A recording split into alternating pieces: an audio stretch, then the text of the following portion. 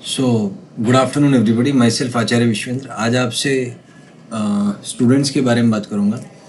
एक ऐसा स्टूडेंट जो किसी एग्ज़ाम में पास हो जाता है, अच्छे मार्क्स स्कोर करता है, और दूसरा स्टूडेंट जो उस एग्ज़ाम में फेल हो जाता है, उतने अच्छे मार्क्स स्कोर नहीं कर पाता। तो इन दोनों में क्या डिफरेंस है, यही मैं आज डिस्कस करने वाला हूँ। आइए स्टार्ट कर दें। तो आप एक एग्जाम्पल के थ्रू हम इसको समझेंगे। मान लीजिए कोई there is a particular class, और उस क्लास में मान लीजिए 100 स्टूडेंट्स हैं। तो इन 100 स्टूडेंट्स में से एक टॉपर होगा ऊपर से, और एक टॉपर होगा नीचे से, topper from the down.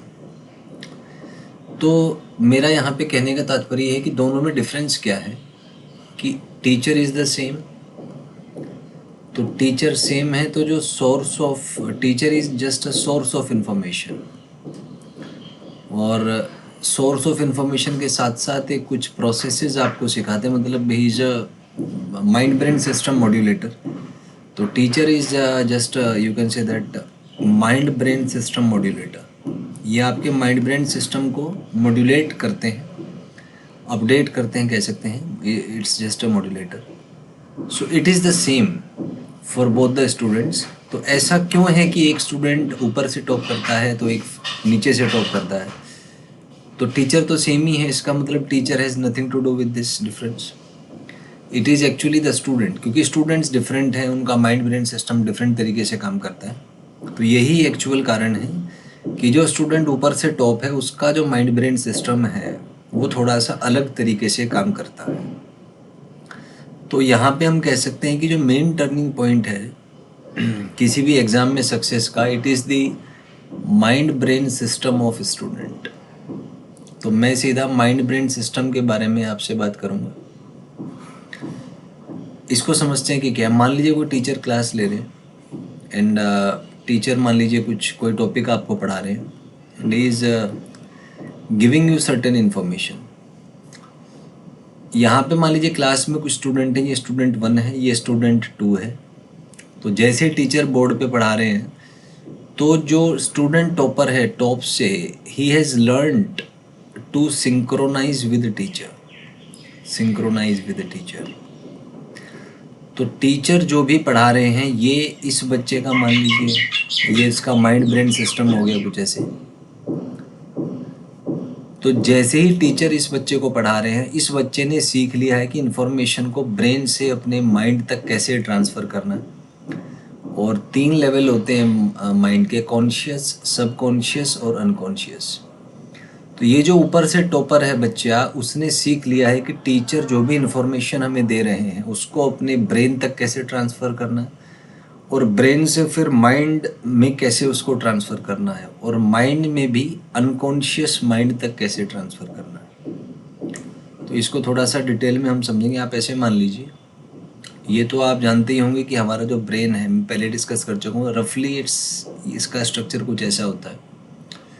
Brain से अटैच्ड या ब्रेन के थ्रू लिंक्ड होता है आपका माइंड, और उस माइंड के 3 लेवल होते हैं। ये फिजियोलॉजिकल और साइकोलॉजिकल दोनों लेवल्स पे डिफाइंड है।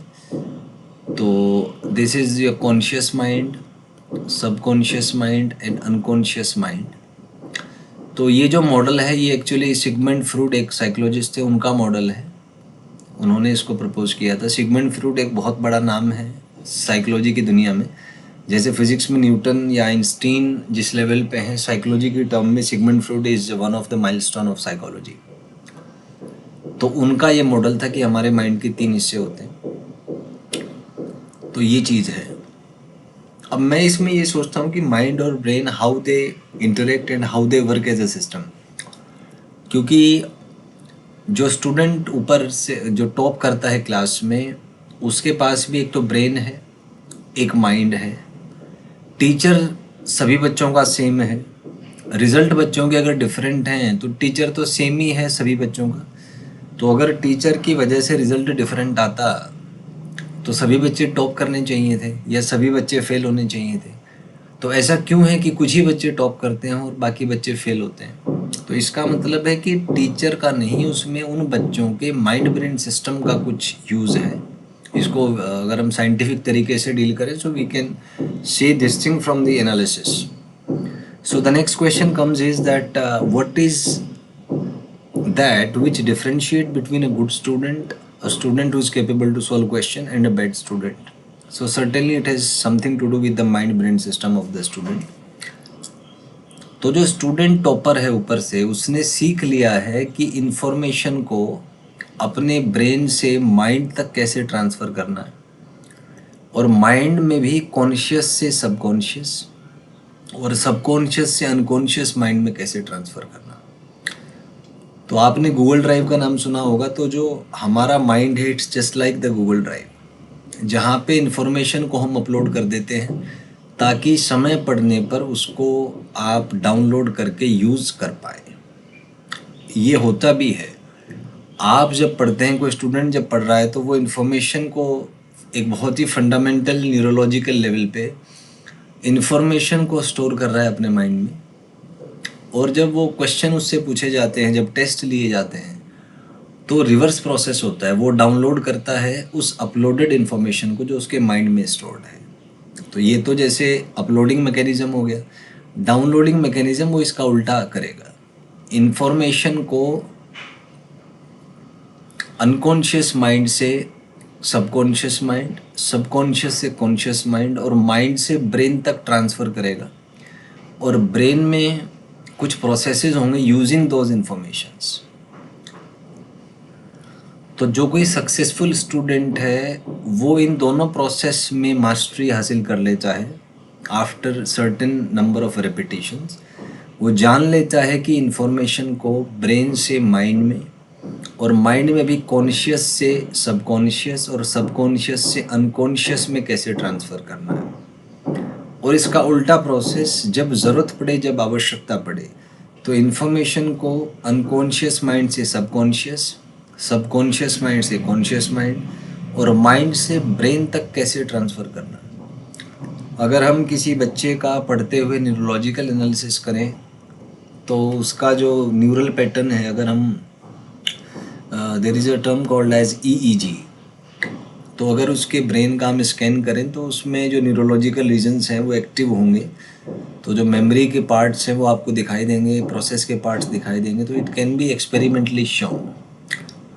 मेरी बुक है एक, लाइफ बियॉन्ड इन्फॉर्मेशन, तो उसमें ये सारे जो मैकेनिज़म्स हैं वो मैंने सारे विद डायग्राम्स डिस्कस किए हुए हैं। This is the actual mechanism, it's not a philosophical thing only, it happens at the neurological और द फिजियोलॉजिकल लेवल ऑल्सो। तो ये है, और इसी की वजह से डिफरेंस क्रिएट होता है। तो मेरा इसमें व्यू पॉइंट ये है कि ये जो प्रोसेस है ब्रेन और माइंड को एज अ सिस्टम काम कराने का, तो ये जो प्रोसेस है माइंड और ब्रेन को सिस्टम एज ए सिस्टम काम कराने का, इसको मैं नाम दे देता हूँ mind brain algorithms. This is for the mind brain algorithms. वैसे आपको पता होगा कि गूगल जो एल्गोरिथम यूज़ करता है इन्फॉर्मेशन को फैच करने के लिए फ्रॉम द अबंडेंट डेटा, हमारा माइंड भी उसी तरीके से इन्फॉर्मेशन को फैच करता है। आप अपने आप से पूछें, कुछ वर्ड्स में बोलूँगा, बिल्ली, चूहा, आम, अमरूद, एप्पल, कार, बाइक।